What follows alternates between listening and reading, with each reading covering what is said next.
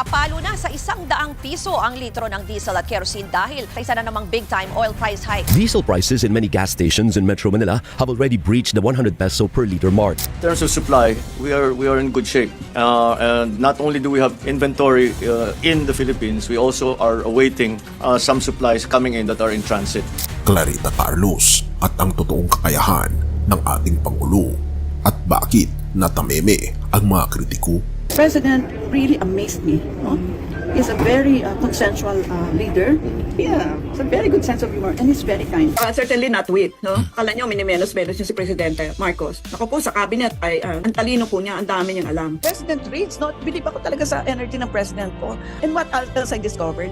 Malumanay siya magsalita, di ba? Oh, he's a very decent person. Kung may isang pangalan sa akademya na halos lahat ay rumerespeto at humahanga, si Professor Clarita Carlos ang laging nauuna sa listahan. Isa siyang dating National Security Advisor, isang eksperto sa pandaigdigang relasyon, geopolitics at public policy.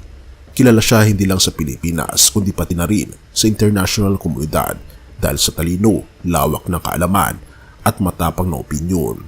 Kahit kapag nagsalita siya, lahat ay nakikinig. Pero nagkaroon siya ng payag tungkol sa Pangulo na tila nagpatameme sa mga kritiko. Maraming nagsasabi na ang Pangulo raw ay walang kakayahan, na kulang siya sa karanasan.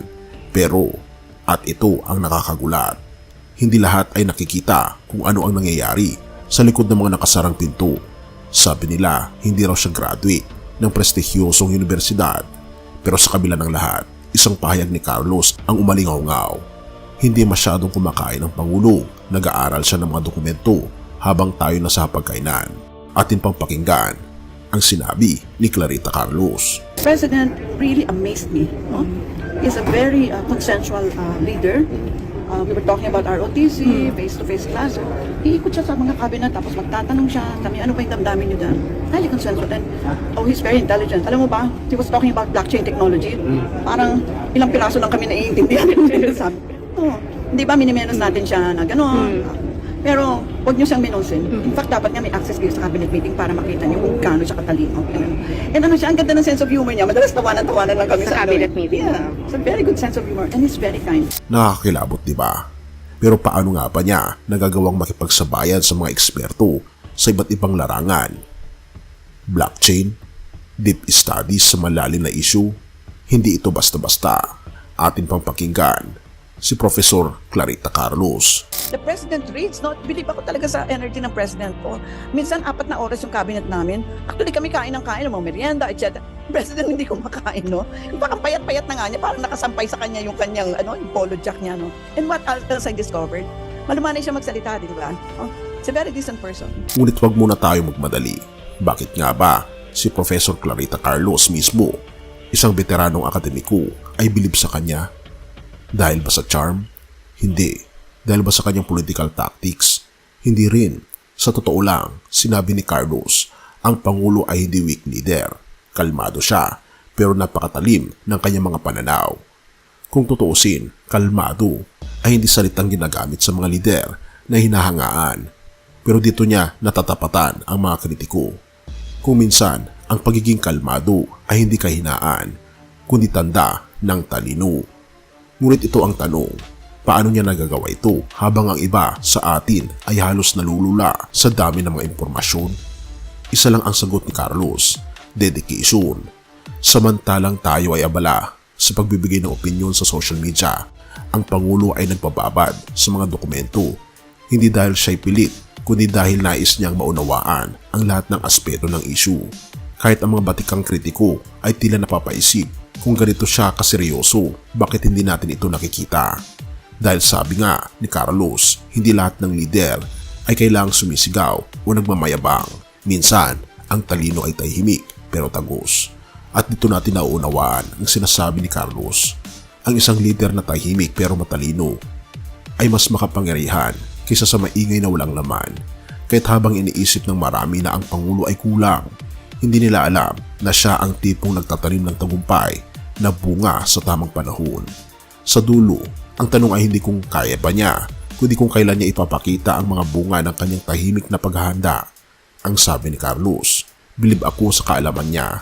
na siya mismo ang nag-aaral para magabayan tayo. Kaya ikaw, kaibigan, ano sa tingin mo? Mahina ba siya o talagang mas ahead siya sa ating lahat?